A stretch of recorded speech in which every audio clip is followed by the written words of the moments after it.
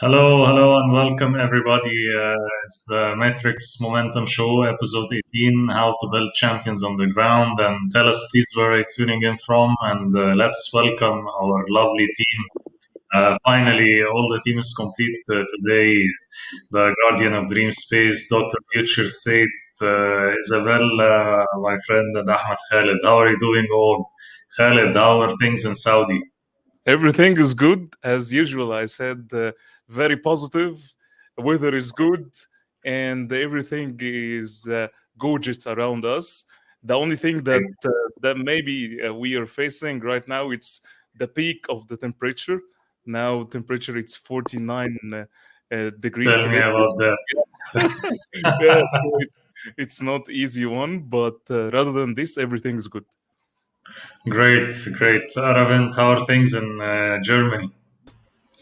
Things are great here. Weather is cool, like better, not warm, not cold, 25 degrees. And Wow. people are Thank you. enjoying and relax. Great. The restrictions are relaxed. And I just had a last the whole week in-person summit. 700 delegates from 197 countries were present. So it was the first in, I think in the last 1.5 to 2 years of the pandemic. And so I hope that in this region seems to be better, but still other regions where I operate, still things are bad and kind of getting better, but it's still not that as what we see. And or maybe a fun fact, and then I just read in the news that in my country, in Sri Lanka, if you know that it was also called Emerald Island during the colonial time. And some guy found 500 kilograms of sapphire, blue sapphire, in his backyard, $200 million worth of sapphire. Wow. In the region where it is known as Ratnapuri, means the region of the gems. And he was just digging a hole and found $200 million in his backyard. And So it's this the is largest in considered the world. his, yeah. This is the largest sapphire Nobody in would the take world. it from. Wow. Amazing. So, And which part of the but- world was that? Where was that? in Sri Lanka. Wow. So is it close to Sri your Lanka is home called there? as an emerald. Yeah. Mhm. In the same city you're living in Sri Lanka, or where was it? It's in the middle of Sri Lanka. There's a region called Ratnapura, like, it's the center of Ratna is the gems and stones, precious and semi-precious stones. During the colonial time, this is where all the, things were taken out. And Yeah. and now just, they found the world largest gem, 500 Wow. kilograms Amazing. of blue sapphire. That's So amazing. That's you never great. know what's Great going to news. happen. So go and dig things in your backyard. Yeah. You don't know what you're going to find. Yeah. Now everybody will go to Sri Lanka to look for gems. People need to protect that, but it's so beautiful that it's coming back to people of Sri Yes. Lanka. Yeah, that's great. Isabella, how are things at your place in the US?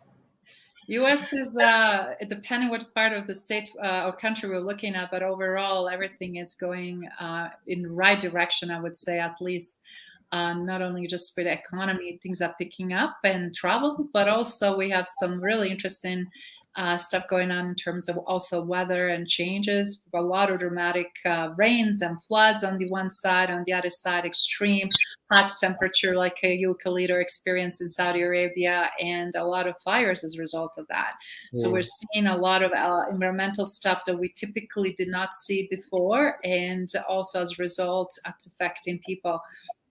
We're seeing things that US typically it's not used to. Let's just say that on many levels. So supply chain gets disrupted. We're also still had in some areas delays as a result of these mudslides and unseasonable huge rains, right? Because a lot of soil cannot absorb the rain.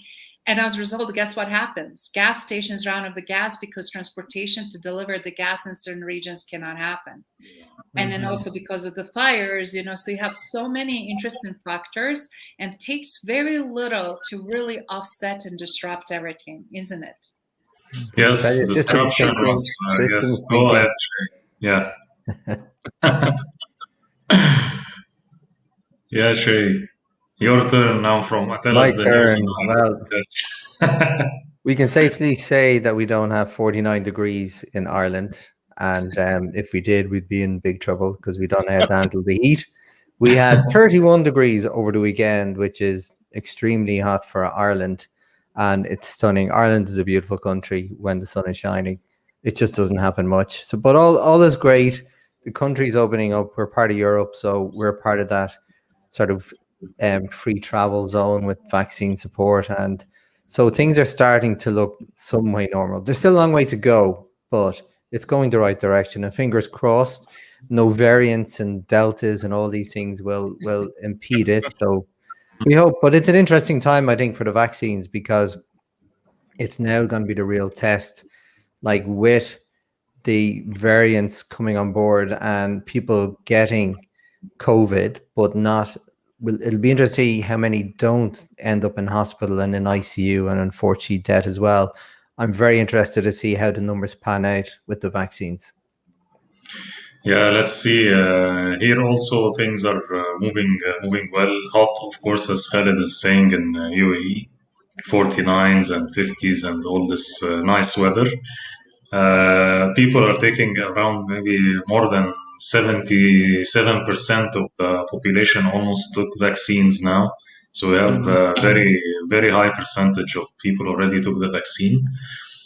Things are moving back to normal. Almost people at work, but still some precautions, especially in the capital in Abu Dhabi. It has the most precautions still. Not open like the other like areas, but everything is coming back to normal gradually, as you were saying. So let's welcome also our lovely people who are coming in. Vicenti Modli, thank you for joining us, and Aya Fikri, thank you so much. Best people, best team, thank you, Aya. Thank you. Aris Qurashi, thank you for joining us. Great to see you, brother. Hassan Gemea, our brother from Egypt, thank you for joining us. And Muhammad Hasib Reza, thank you for joining us from Pakistan, and Ahmad Musa from Egypt. Thank you all for joining us. So, guys, let's move to the topic, our lovely topic today: how to build champions on the ground. What's your Isabella, the champ? Because you invented the champ phrase. Oh man.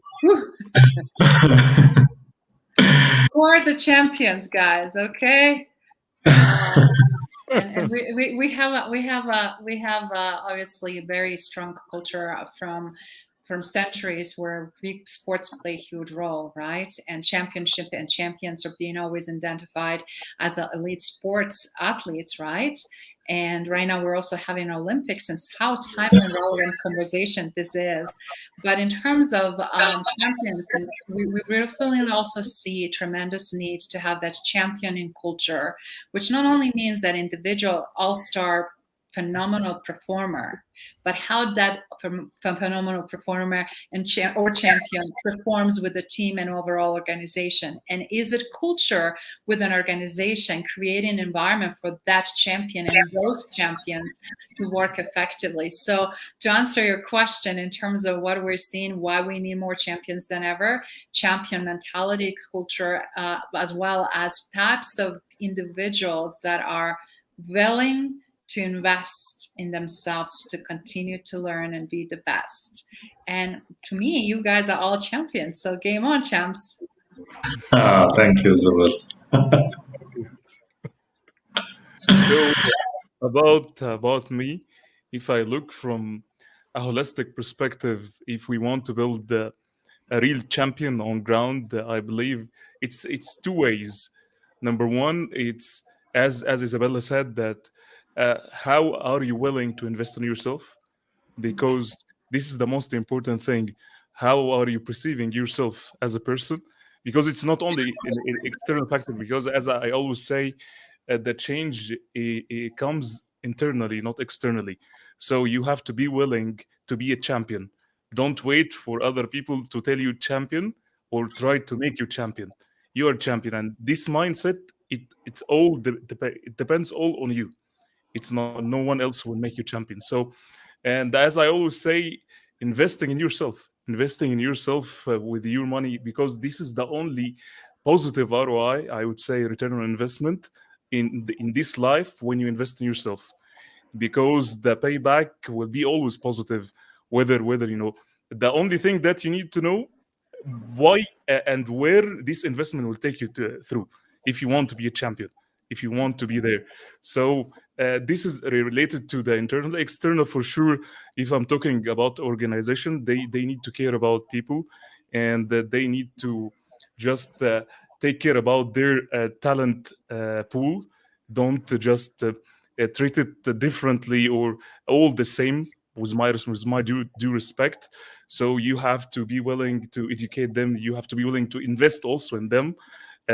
This is beside what they invest on themselves, but they have to feel this connection between the organization and themselves. Rather than this, it will be difficult to stay for a long time. So I would say that it's internal factors and external factors from both sides. Yeah, lovely, Khaled. I agree with you.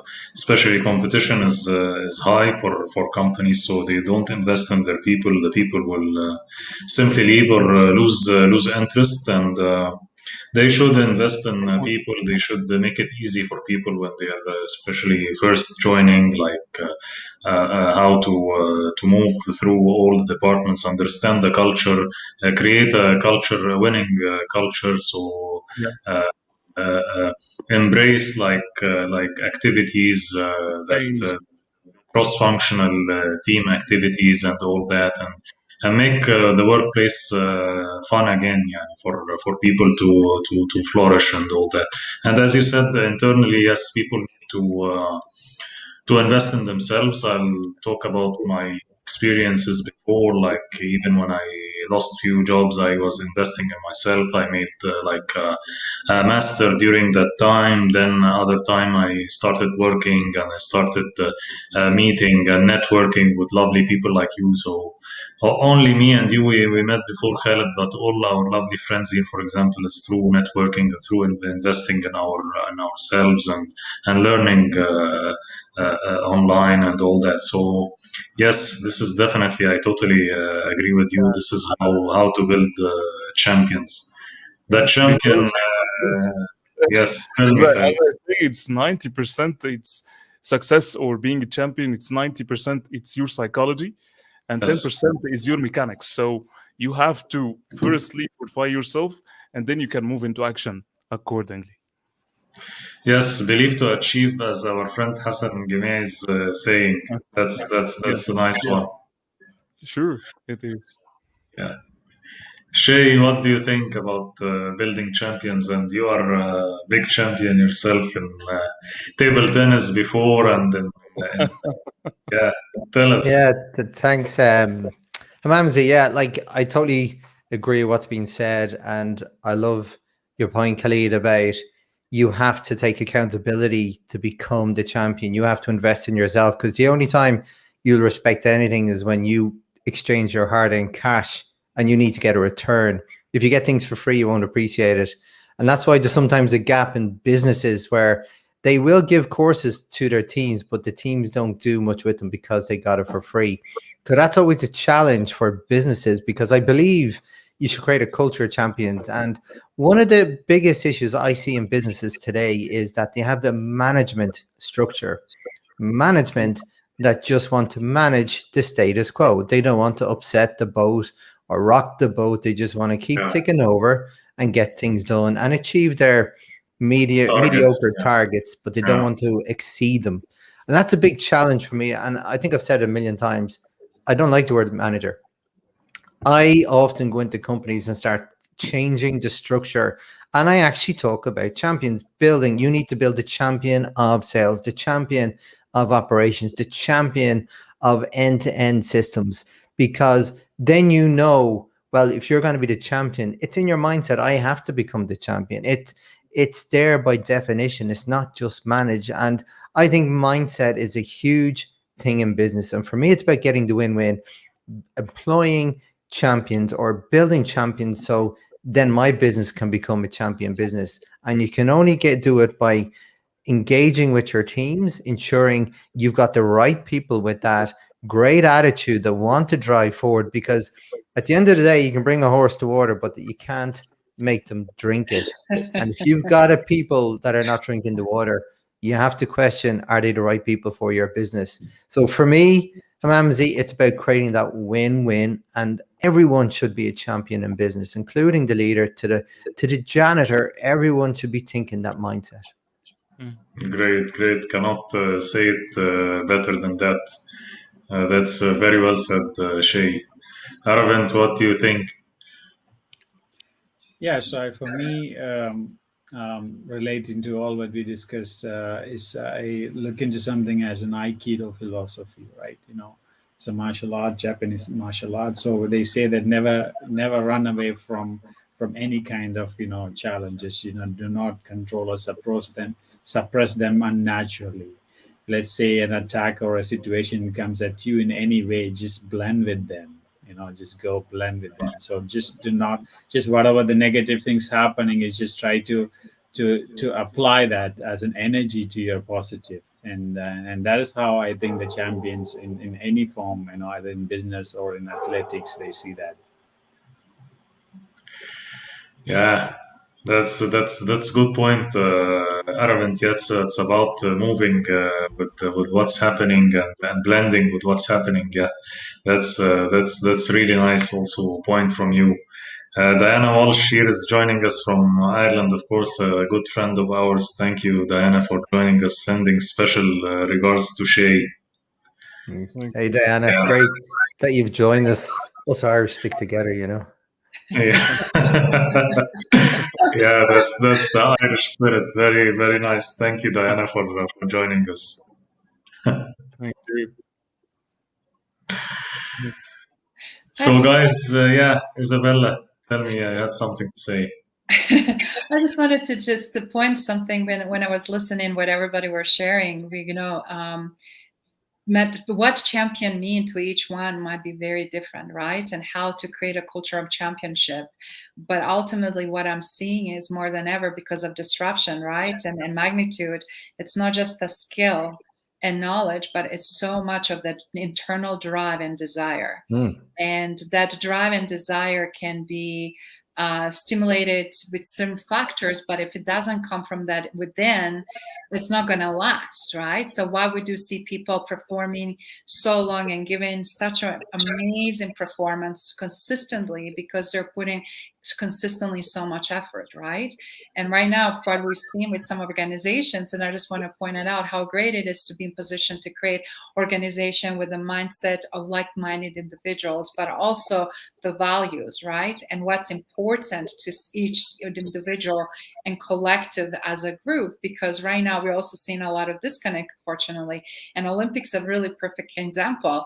You can tell when team is competing and is a cohesive team, and if they're everybody on the same page, and if their coach is also supporting them, versus if it's fragmented. And then as a result, we see difference in performance and who wins gold medals and who wins the silver or bronze, or who just participates and doesn't ever get close to that finish line of the champion. We're seeing also a lot of people dealing with a lot of challenges, and we're seeing people having issues with mental health, for example. Yeah. As a result, recognizing I need to take care of myself because it's too much expected of me, or it's too much on my plate. So it has beside that, obviously, mindset that everybody knows, it's important to really understand how do you fit, what type of mentality of champion you're looking at, because also some people are just there to win. Is it ultimately goal winning, or is it participating and doing the best you can to win, or is it winning no matter what cost it is? And the reason I'm probing all those questions, because as you know, Khalid, Hamsi, and everyone on the call, it's very challenging because people are motivated by very different outputs. Yeah, that's a great point, Isabella. Yeah, we've seen a lot of actually burnouts from champions, like the best in the world, even. So that's show us how hard was it for people, even for champs, and to have mentality of champions during the pandemic. It was really a tough year for everyone. So I've seen in tennis, I've seen in gymnastics, and people would expect them to win because everybody expect those people to win. This is the normalest thing, but nobody's asking them how are you feeling, how is it, challenging for you, how is your mental health, and all that. I think a lot of pressure, of course, as you were saying, on these people. They are carrying a lot on their shoulders, dreams of whole country and their families back home and all that. I think tough for a lot of people. What's happening, even champs that we expect them to normally to win. Yeah. Well, see, here's the thing: like nobody's imperviable, right? Everyone has their limits, and some people unfortunately test those limits too often, and and don't realize when they should put the brakes on. So I think there's a real good question in from a company director perspective. Well, how do they know how hard to push people? Because like we always talk about like get people out of their comfort zone, but stay in the stretch zone. But what does that mean to every individual? And this is where, like going back to what we were saying earlier about sports, you know, like team sports, when you see people on the pitch working together in unison, it's like music, it's harmony, you know. That is the same concept that should be apply to business. It's not about one person pushing more than the other. It's a collective where people help each other. When your back is against the wall, Hamamzi, I'm going to help you, and then vice versa. When my back is against the wall, you're going to help me. It's how we share the load to avoid that burnout and help each other. We may all be the champion of one thing, but we have to have a champion culture where we help each other to ensure the collective will always be strong. Yeah. That's true. That's true. If you, it's not that you work only on yourself or on your own. You need the help of others, and that's the core of teamwork. I totally agree with you, Shay. Khaled, you have something to say? I feel, yeah. Tell us, Yeah, Khaled. it's a question in my mind, and I asked this question to myself, and I think I have many answer for that question, which is from the organizational point of view. Uh, does the organization or can the organization create a champion everywhere in the organization? Everyone can be a Mhm. champion, yes or no? And if yes, why? And if no, why? This is a big question. So I'm so Ooh. interested to listen to you all on that one that one question. Ooh, that is huge question. And if you don't mind, I will jump in right away because as anything in life, right? Why not everybody gets to be playing professional sports? Why not everybody gets to be presidents and CEOs of company, right? I mean, it's a definitely combination, and it's also something that starts usually early. It's like not only just the habits and performance and practicing the right skill set and further developing them. But also, I mean, we know people that had a desire to be athletes, but they really never were cut out to be athletes. And then you have guys who have amazing physical abilities, but their mindset or other components were lacking. And then you have ones that actually somehow dial up all of these combinations, right?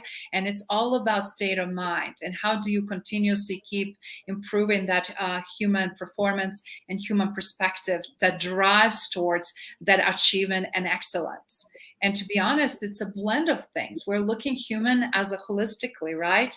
Your mental toughness, capability, and intelligence. We're looking your emotional capability, capacity that you have, as well as overall intelligence. Then, you know, all of these elements, then physical and spiritual, whatnot. And when you have all of those pieces added to it, tells based on someone, you know, people that think that I cannot push myself further, that I already far enough. Those are the ones that will never get, you know, cut it to it. But to be honest, I just want to share something because people don't realize. I interviewed so many professional Olympians actually, and it's very different elite group from regular athletes. And now let me tell you why and why I think that. Because even to cut into any team, specifically in sports, and those analogies are equal the same in the business. You need to know your role, your position you play. You cannot be 300 different things, and you are the best in that particular role. And that demands so much practice, efforts, and continuation of further developing that, right? As you are aging, as you are establishing yourself, whatnot. And overall, after a while, it's measured. It's measured, and it's easy to measure because it's either speed or movement or whatever it is, the output or technique. And ultimately, it's so easy then to say somebody made it, right? But when it comes to Olympics specifically right now, the champions of the champions, or that all-star teams, right? Those are the best of the best. What happens is, what people don't realize, every 4 years, what happens in between these Olympics competitions? Insane grueling dedication to practice and do more. And for 4 years to prepare and deal with injuries and illnesses and issues that you have, and where you actually pushing yourself because you're determined, and that means something to you, and that is your ultimate goal. And ultimately, to be honest, not every Olympian gets a chance to be paid or paid well or recognized. A lot of times they have to figure out their own coaches. They don't have a necessarily always good environments, but that drive, that unwavering faith in their own ability and pushing forward, very few people have, even on top of 1%. So to have that Olympic performance and dedication and sacrifice, and hearing how many people sacrifice those 4 years in between, and specifically if they got qualified and they made it to their team. Now, how are they going to compete, and not only against their other competition with their own country, with amongst their other team players, but how are they going to compete now around the world with other countries, right? So that you don't have no idea. It's like a wild card. You don't have no idea what your opponent's going to look like. You have no idea who is showing up and how you're going to be of the day of the game, whatever the game it is or whatever the performance is. But the fact that they practice daily and they go beyond and above because they first of all want it, not because they're pushed, not because they're handed out all of the ideal scenarios. And to answer your question, Khalid, now is you really have to start with yourself. If you don't have the motivation and desire, it's not going to happen. And if you don't have the right skill set and right balance, and coaches and mentors and everybody else around you to champion for your success and remove the obstacle, even if you're the best of the best, you're not going to be able to reach the results because you're running into issues that you shouldn't be running. And that's why we need more than ever organizations to create A, championing culture, B, support that is consistent, and really desire and see the value, because value is exponential. Yeah, totally. I like what you said. That I think that you summarized it in a very easy storytelling way. What's in my mind, I'll tell you what's in my mind in that point. I believe that we are all totally different. Every one of us is different from all perspective, emotionally, physically, spiritually, even skill set are totally different. So what I believe that there is two things here, two responsibilities. There are two responsibilities here, which is number one, from the organization point of view, from the organization responsibility, which is giving the chance. And I believe that what you can do, you cannot change people, but they can change themselves. What you can do only inspire and hope. Inspire and hope. So organization, what they have from a responsibility point of view, just they have to identify the people that they are keen to be champions, and they need to observe them, not just ignore them, because observation will let people understand that they're under the I would say the spotlight, that someone is caring about them. Give them back, and give also awareness. Let people feel that they're in an environment totally culture, or a culture that they promote a connection. They promote the talent pool, that they promote the championship. This is from organizational point of view. I would say from the person point of view, which is, as you said, it's all about you.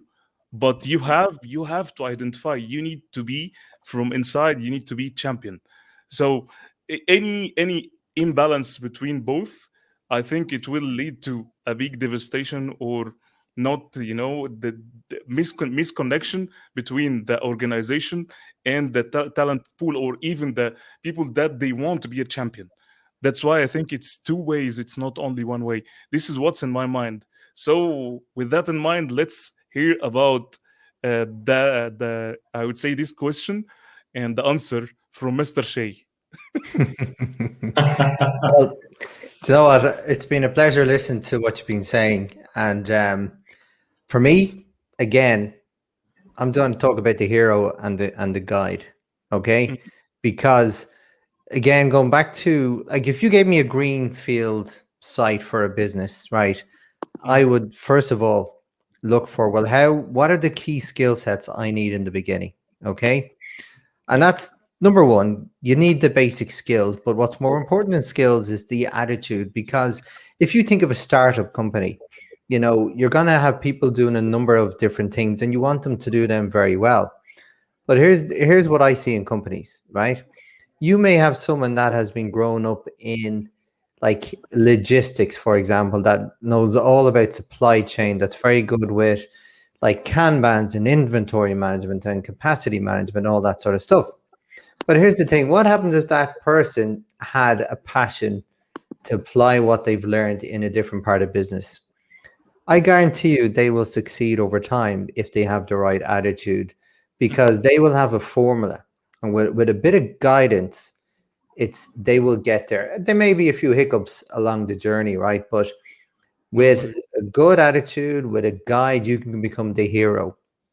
And it's so important. If I had a business, as I said, I'd be looking to really create those heroes, because you want those heroes to grow with you as a business. As you expand and scale your business, you want to be able to rely on those people. And again, you want to be able to, if you want people to have a holistic view of the business, you want them to have great experience in sales, in operations, in strategy, so they can see a very holistic view of the business.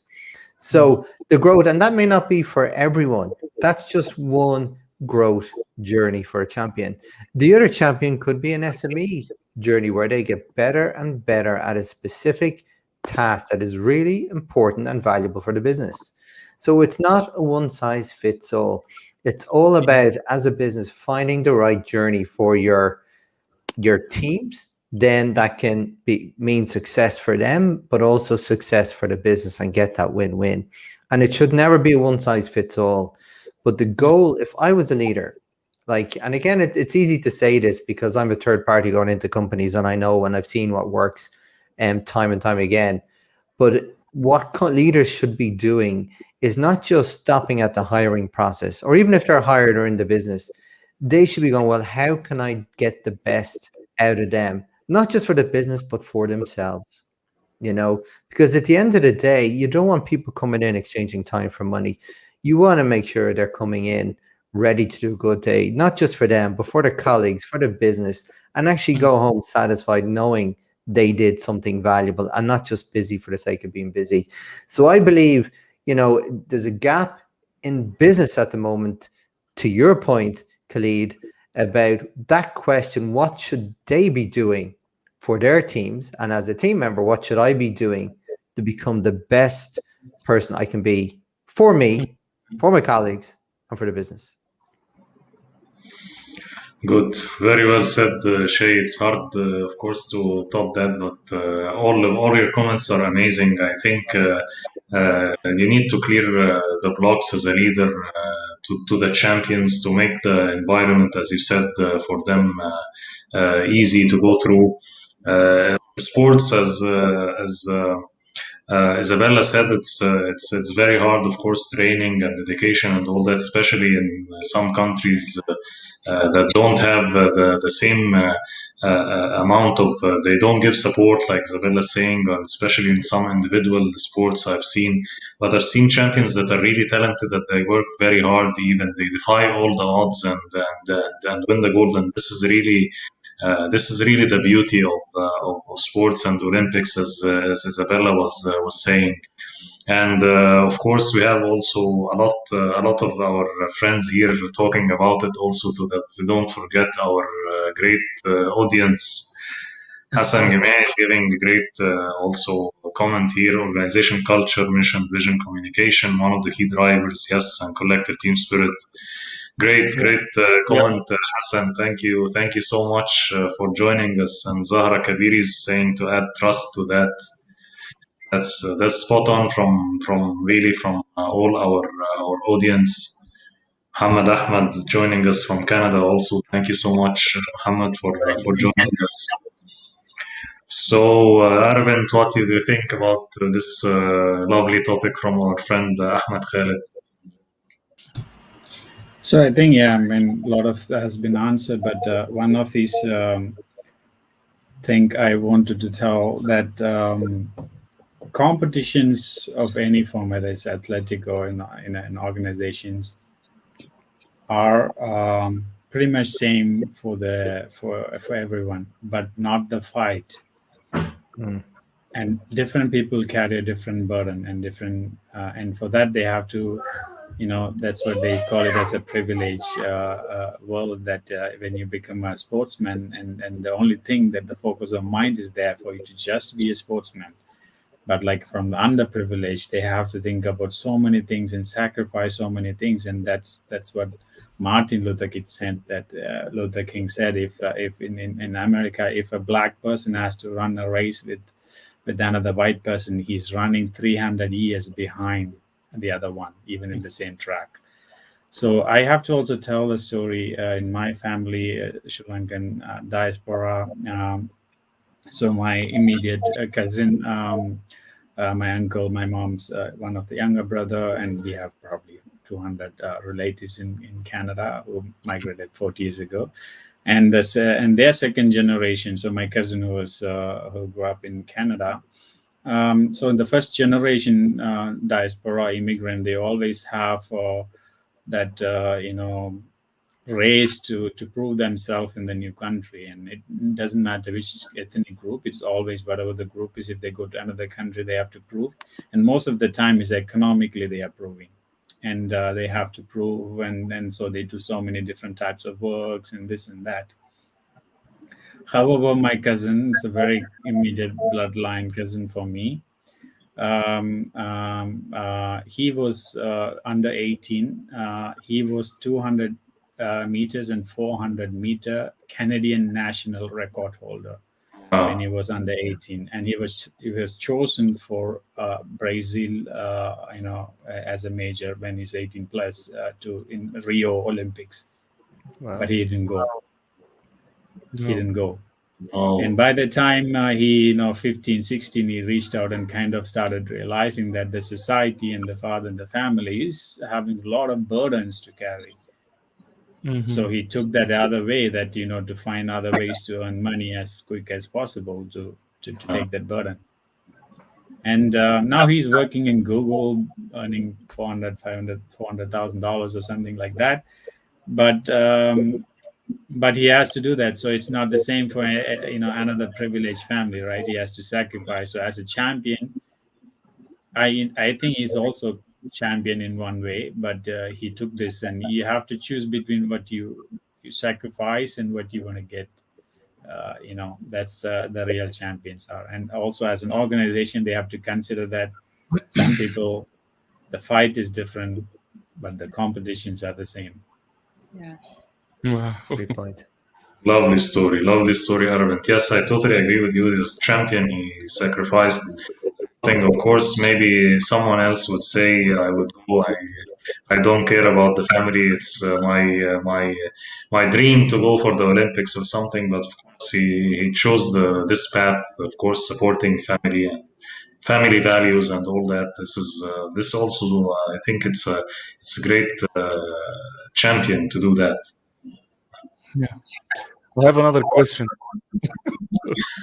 So, what's in my mind? So, what champion should do if he got stuck to an extent that he wants to be a champion, but he has two ways: either to not be a champion or to be a champion. What shall he do when he got stuck? Because sometimes we face some adversities. Life will never be a straight line, right? That's why. So what shall we do? We know that we are champions, but when we got stuck, what shall we do at this point?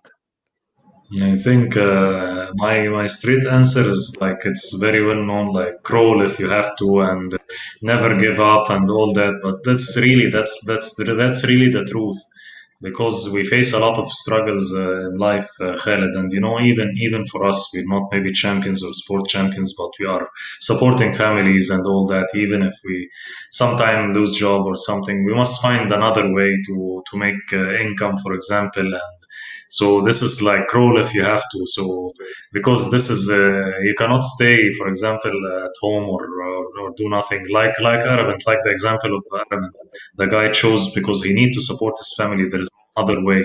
So when your back is to the wall, also like Shay's saying, you have to do something. You have to, and we are all creative.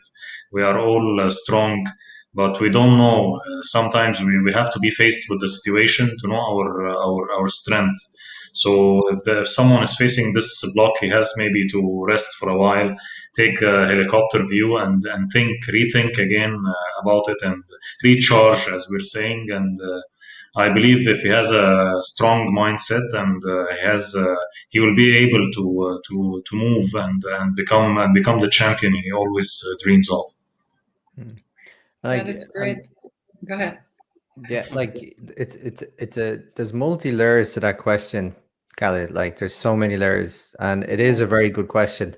In a simple answer for me, it's what my values align to most, because we all come up at crossroads all the way, right? Some are very easy to decide on. Sometimes, as you said, you have to crawl, Hamamzi, and grit through it and keep moving forward.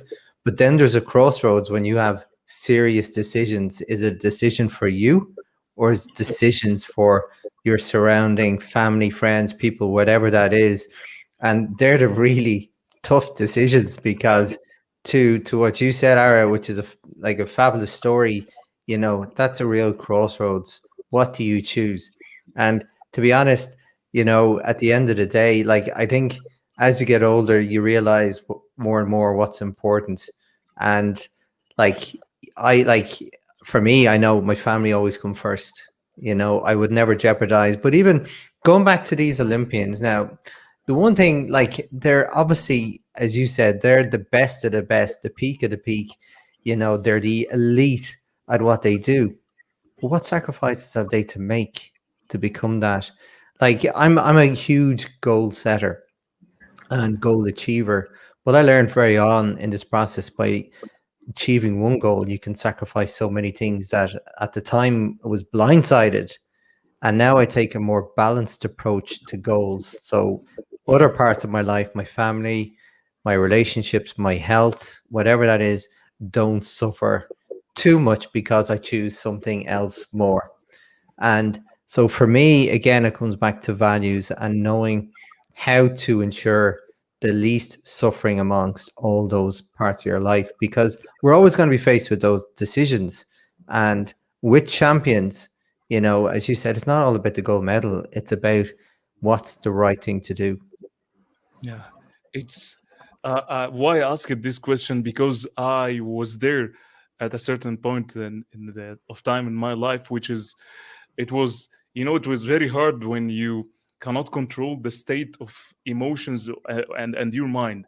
It's not easy. It's not easy one, especially when you face some adversities or face some difficulties. It's not easy to have this attitude. So I believe that 10% from our life, it's all about our attitude. I would say 90% from our choices and our life, it depends on our choice in life. So it's all about you, nothing else. And nobody will understand the adversity, or nobody will understand what you are in that state of mind except yourself. Because don't expect that people will come to you and tell you, no, you will be better, no, you will be better, if you are not willing to be the person that will support yourself.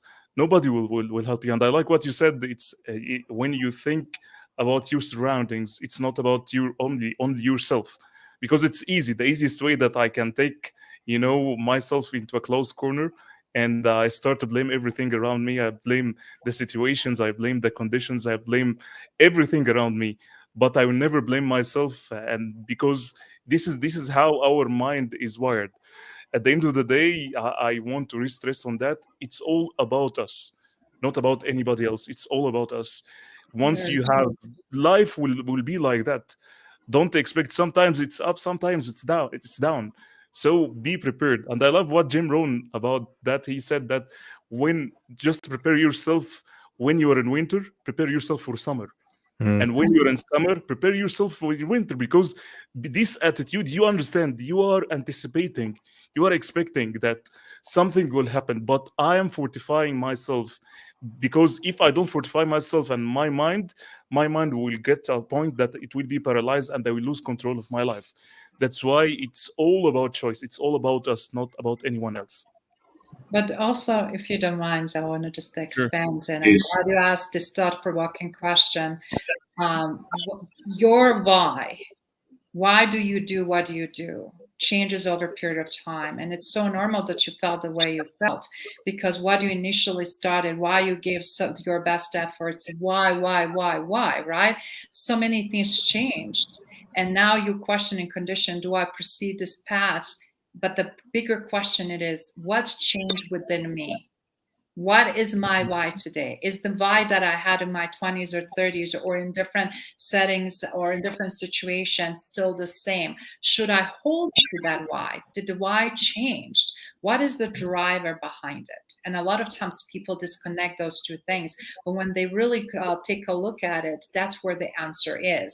And then you will know if it's time to abandon something. That doesn't mean you fail and you just left, or you just feel like you cannot do it, but just maybe it's not anymore the biggest thing and the biggest focus in your life that you should be doing.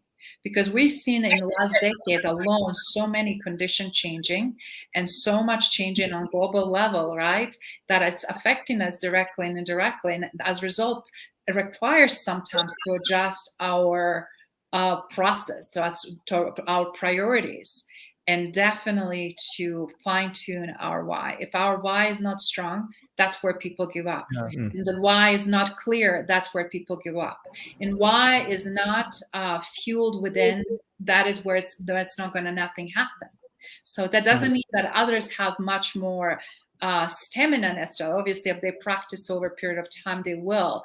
But it's all about, again, knowing and understanding who I am today, what's important to me, is it reflecting in my actions, how I think, live, and behave, and then what outputs are.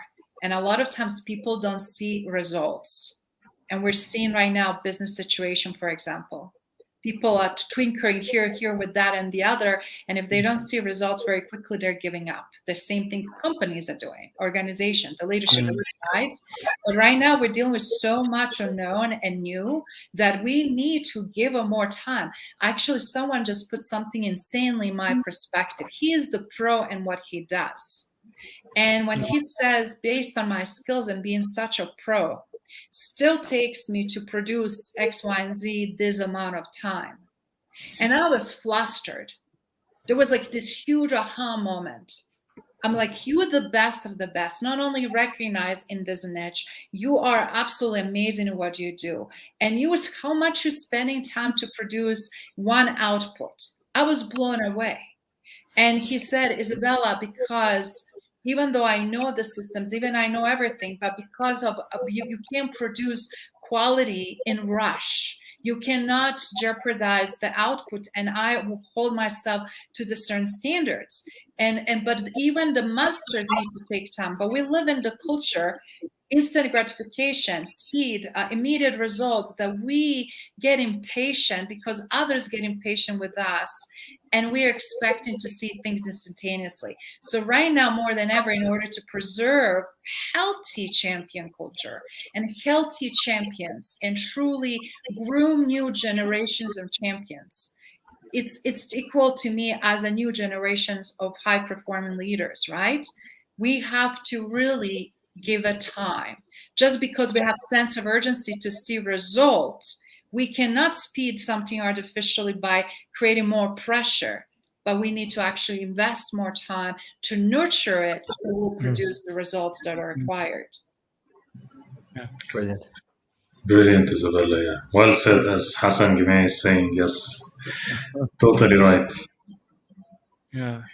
So I think it's not easy, as you said, Isabella. It's not easy one, but it's all about thinking about it from our perspective, because I believe many people, they got diluted and they got annihilated under the waves of uncertainty around them, and they leave their future to the luck. So they're working like that. I'm serious, because I was one of them. I was one of them. I was waiting for everything to come on a golden plate to myself, and I was thinking at a certain point of in time that I was champion, but I was not the champion. I realized when I reflected, I was not the champion, because champion, at least you are in control of your life. You will be able to control your life. You will be able to take the driving wheel of your future. You think it's not 100% or just accurate, but at least that you control it. You know where you go. You have a plans. You are fortifying yourself. You are ready for uncertainty. You are ready for any challenge. This is the game of the champion. I believe this is all about attitude and mindset. It is. I totally agree. And one thing that I think is really important when it comes to the individual plus also a business is, on an individual level, know your strengths. Know your Yeah. strengths intimately and know how you can apply them to many different things, because you can. It's not just one dimensional. They can be cross fertilized across many different areas of life, not just business. And if you don't know them, like as a leader, as a champion in your business, you as a manager, you should be finding out what the strengths of your teams are and then play to their strengths, because there's a reason why they're strengths, because people like those things. Make them the champion of their strengths and help them and guide them in the areas that they can be used to support them and the business and get that win-win, because it doesn't happen overnight, but this should be the journey of businesses. And I think businesses should have a responsibility to get this out of their teams. And because one of the reasons is because this burnout, if you have people playing to their strengths, they have natural energy for their strengths. They don't. That burnout is there's a different lens on that burnout than there is if you're putting people in a stressful role that's stressful for them because they don't like it. So it's also something that needs to be considered. But I always believe, no matter what you do in life, find out what your strengths are and leverage them, play to them all the time. All the top leaders in the world are not jack of all trades. They're masters at very few things, one, two, possibly at most three, and they're rubbish at other things. But they've just Yeah. managed to get through all those layers of success by playing to their strengths, and that's why they're there. Great, great. Well said. Yes, Shay. It's maybe takes if it takes you time to find these two or three things that you need to master, but when you find them, hold them and train yourself on it till you become the master in it. And that's very well said. So, guys, yeah, we're running almost an hour, and let's give like a final round of words to the champions. Let's start with Aravind. I see he has something. He's thinking about something, so I need to give him the mic right now. Yeah, I mean, just to as a segue to what has been said, that Yeah. like champions and these competitions are measured in terms of certain form of success, and that has to be redefined, right? The whole economy is measured in terms of gross domestic product, and now we are in the stage of talking about GDW, is the gross domestic well-being. We are talking about well-being and well-doing, and there are like different types of indexes, better life indexes, and I don't like this, Scandinavian countries being on the top of happiest countries. Not true, because it's a Denmark has highest number of suicide in the world, but still it's they don't exclude that part of the happiness index. Wow. Anyway, but I'm talking about gross domestic well-being in all different terms. So as Shai mentioned that, if you're it should be a balance, and we are living in a time that this struggle or this kind of a breakdown is very much glorified, and they're saying, oh, just doing this and that, I'm working like 100 hours, and there is no this imbalance. And like as I see that in the Olympic, this American gymnast, four Yes. times gold Yeah. medal winner, she said she's not going to go and defend this time, because if you're not enjoying what you're going to do, what you're doing, you're not really going to enjoy the success or the outcome that comes out of it. Yes. So that she said she's going to stay, even though last time she got like 4 medals. And so that is exactly the balance. In some time, as we do in this green, the CO2 compensation or the greenwashing way, in some way that you can also, for example, a lot of people have to sacrifice something, but it does not mean that you have to, losing that. You can probably an observer, like, a lot of people love to watch the sports than playing the sports, because they sacrifice that for something, including my cousin.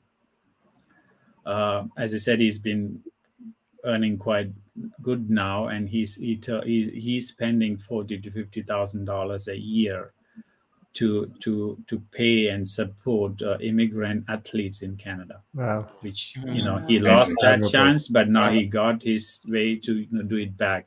In that way, you are balancing your vision and your mission, your career, and you don't have to be always the one who is always doing it, right? So success has to be measured in terms of well-being of multi-parameters, not just one, Exactly. GDP. Well said. So that is my last word to say: gross domestic well-being. Great one. Great one. I love it. Shay. Well, like, just to reiterate what I said before and what Ari said there as well, it's all about like ensuring what are your values, what are your principles, and ensure life is balanced, that you're giving every part of your life that's important to you a fair going. Because if that ratio isn't balanced, something will give at the end of the day. And on a business level, I believe there's a responsibility as a leader to find out their team strengths and help them play to their strengths, so they're happy in what they do, they're less stressful in what they do, and they're providing good value for the business too. The win-win. Great. Well said. Well said, Shay. Khaled. I would say, Hamamsi, that fortify yourself and your mind that life will never be a straight line. There will be always ups and downs. So be ready for that. Because once you are ready, you will, any adversity or any challenge in your life, you will be equipped when it comes, and you will move. You will move forward on that. So fortify yourself with faith. Trust yourself. Trust your guts feeling that you will be able to do anything, and you can be anyone, whatever you want, whenever you want, whatever you want. So be that person, and have this attitude. And I'm telling you, I came from the same place. If you have this attitude, you can be anyone. You can be anyone. Nothing will stop you from doing it. This is what I can say. Beautiful words, Khaled. Isabella. What I really wanted just to close with is that better humans make better leaders and better champions. So it first has to start to be the best we can on a human level, and then everything else will follow. And as a result, we need to also be part of the better working or living environment, as well as performing environment, right? So if that is not, if you bring in so much to the table, you took care of yourself first, then you need to seek that like-minded individuals so you can be part of the environment that you can thrive. And as a result, from champion to creating champion cultures, that's where it's going to have a huge opportunity for you and others to shine. So that's where the champions are actually cultivated, created, and led to perform. Great words. You're making it hard for me to find closing words, but yeah, as you said, be a champion. Always have the positive mentality and growth mentality. Be a champion to your family and to the people that mean to you. Yes, do also all that you can for your business, for your work, but and also as leaders, please make sure that you create the environment, as we said, for your people to become champions, and clear the blocks and find the champions and find the people. Yes, it's all depends on the people will, of course, but it's also for leaders to find the champions and to create the environment and the positive environment for people to grow. And thank you for all people, of course, who joined us. There was lovely comments from Diana Walsh. Thank you so much for that. And Hassan, Maria, everybody who joined us today, thank you so much. And thank you for the beautiful team of Matrix Momentum. Great show today, episode 18. Thank you, everybody. Thank you, everybody. Take care. Thank you. Thank you all. Bye-bye. Bye-bye. Thank you for joining us. Thank you. Bye-bye.